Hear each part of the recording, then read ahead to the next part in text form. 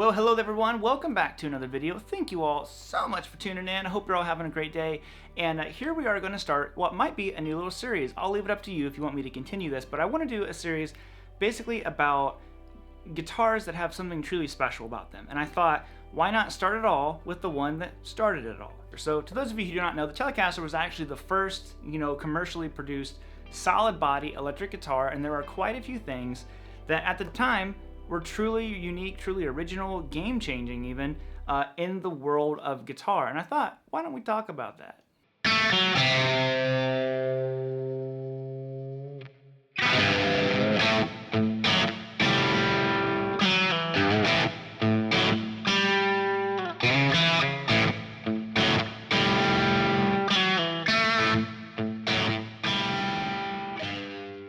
So no, the Telecaster was not the original first solid body electric guitar, of course. There were other ones, but it was the first one, like I said, to be commercially produced and had wide success. Now, the Telecaster is used in all kinds of styles. You can pretty much name it, and it's probably used in it, that require an electric guitar.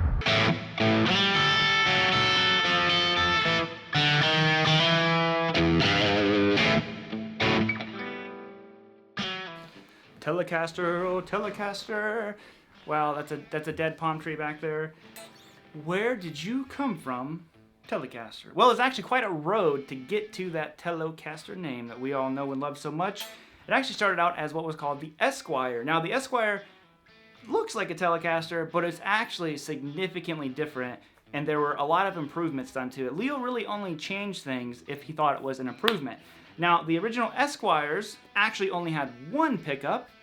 Now, it did have a maple neck, and it had a bolt-on neck. Now, this was a huge, huge thing at the time, a bolt-on neck guitar. This was weird. Everything else was glued in, set neck guitars. Now, having this wonderful bolt-on neck allowed you to take the neck off. You couldn't do that on other guitars. If something happened to this, it got broke, or maybe you needed a new one, maybe the frets got worn down, all kinds of different things. Just take the screws out, boom, the neck was done. Now, one thing that the initial Esquires had that was a huge issue was they did not have a truss rod in them. And of course, you can probably already know what the issue was. Necks would move and bow and stuff like that. And it wasn't, usable at that point. Now, when Leo came out with the Telecaster and released it at the trade show, they actually made fun of him, mocked him, basically. They said it looked like a boat paddle.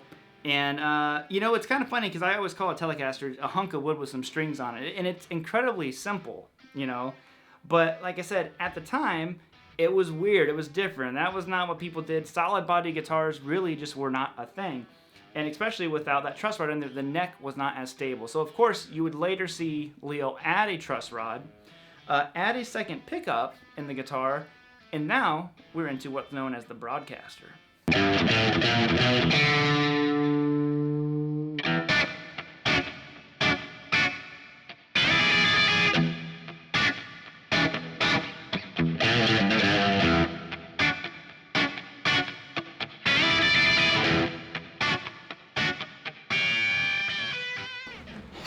Again. I don't know why I keep doing that. So the Broadcaster. Now this is where we really come into what we kind of know as the Telecaster, but there were still some things, kind of kinks to work out. I don't know if you call them kinks, just different things that Leo ended up settling on a little bit later. But basically the Broadcaster, of course, introduced the second pickup, truss rod in the neck, and unfortunately shared a name with another product. Now, Gretsch had a drum set out at the time called the Broadcaster, and they did not like that Fender was calling their guitar the Broadcaster. They did actually spell the names a little bit different.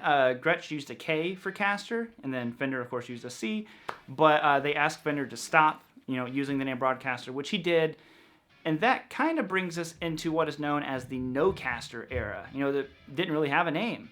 And one huge thing that actually changed a little bit later on is this configuration right here that we know. Now, this was all kind of set in stone a little bit in the basic layout, but originally the controls were different. Now, this, what we know as a tone knob, was actually a blend knob. The master volume has always been a master volume, but the pickup selector did stuff a little bit different. Now, in what we would call the bridge position nowadays, was actually a combination of the bridge pickup and the middle pickup. And then your blend knob would blend those two pickups together. You didn't have the dedicated Flip it here, you're on the bridge. Now when you were in, again, what we call the middle position, was actually just the neck. And then when you went to what we call the neck position, that was actually essentially a second voicing of the neck. You know, so later, of course, after working on the wiring and all that kind of stuff, Leo ended up making it a master tone and then a control that just went bridge, both pickups, and neck, but it wasn't always what we know it as.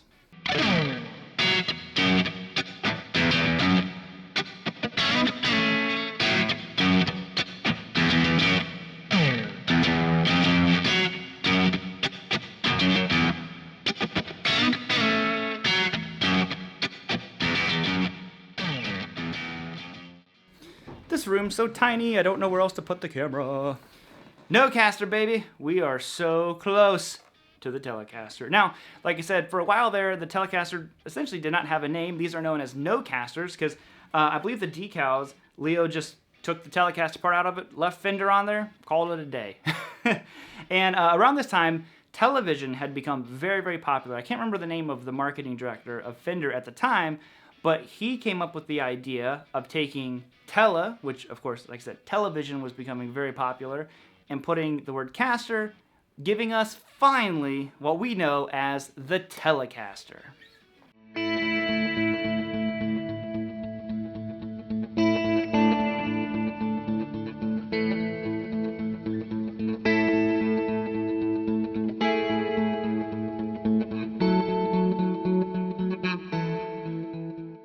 Now this is incredibly iconic, because think about a couple different things.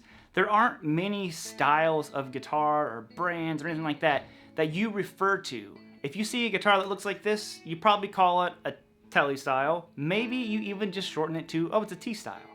There's not many other guitars that you can literally put like a letter on. Oh, that's an A style. You know, you call an acoustic an acoustic, but you can call a T, oh, Telecaster. People know what it means. So to me, that's proof how iconic this shape, this guitar, truly is. You know, to refer to all these other brands who make versions of it, you just call it a Tele style. It's what it is.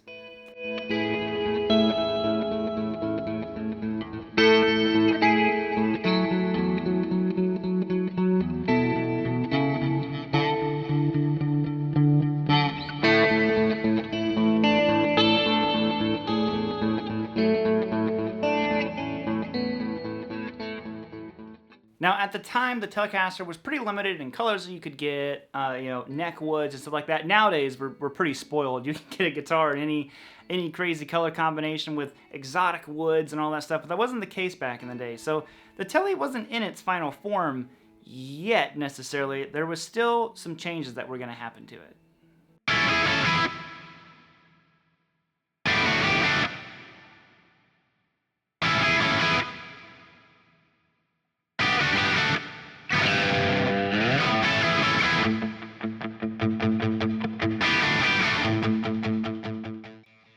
Oh baby, we are moving on up. Insert the Telecaster Custom. Now this is not a Tele Custom, this is a Richie Kotzen signature guitar, which is actually based off of his Custom, so it looks very similar. There's a few differences to it, of course, but it's the closest thing I have. I don't own an actual Tele Custom. Now the Tele Custom actually started giving people a much larger selection of colors.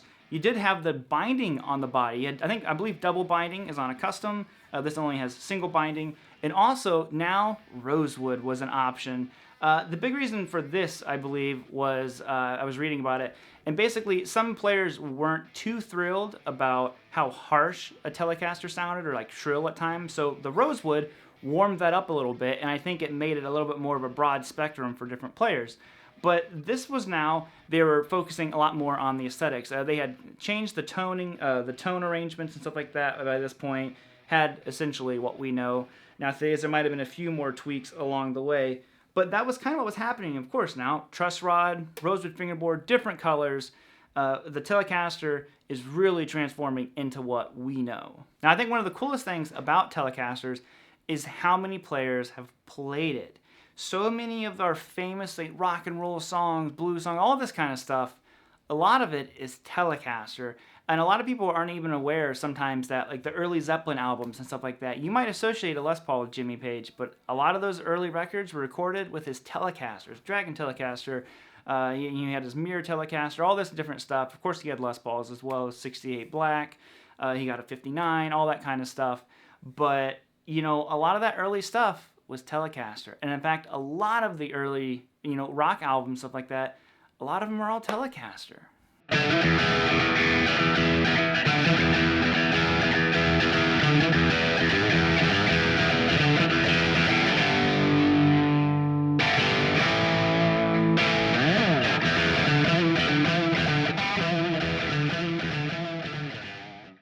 So for the next guitar, I'm not going to move the camera. I don't own one of these either, or anything like it, to be honest. And that is, of course, the Thinline Telecaster. Now, there was actually a pretty significant thing that happens with the Thinline. Now, of course, the Thinline, if you're not familiar with it, is essentially a Tele-style body, and it's hollowed out with an F-hole on it. So it's kind of combining that semi-hollow and Telecaster vibe together. And I think the original ones had single coil pickups, but now you eventually saw them go to double humbucker pickups. And this was a big shift. I think this is the first guitar that Fender ever made that had the 2 humbuckers in it. Now, these pickups are also iconic because they were made by Seth Glover, the original kind of designer of the PAFs that, you know, Les Pauls are famous for and all that kind of stuff. It's kind of funny that Fender started solid body, and years later they went to the semi-hollow thing that was kind of popular at the time when they started. But that's kind of where the Thinline falls in at.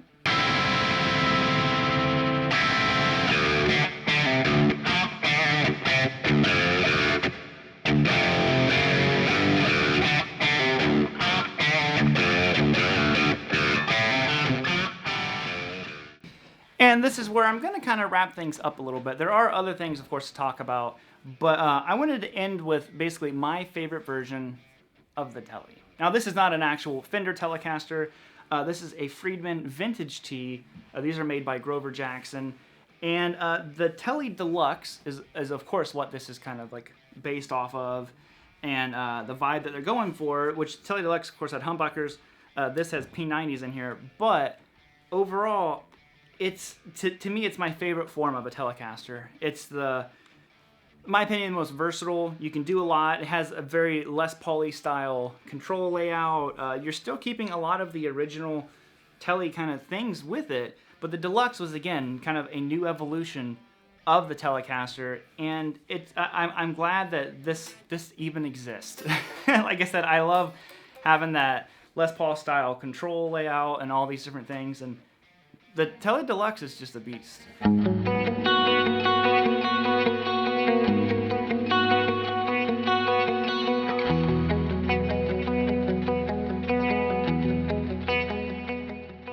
Well, fancy seeing you here. So this is where the video is going to end. I'm sure I left some stuff out. I would love it if you could leave comments down below on maybe key things that I forgot, didn't list, maybe I spoke incorrectly, something like that. But like I said before, the Telecaster is just an incredibly iconic and special just guitar in general. So if you have anything else to add to it, leave it down below. If you would like to see more in this series, let me know that too. And other than that, I'll just plan on seeing you guys later. Peace out, homies. Keep on rocking, and I'll see you later. Whoop.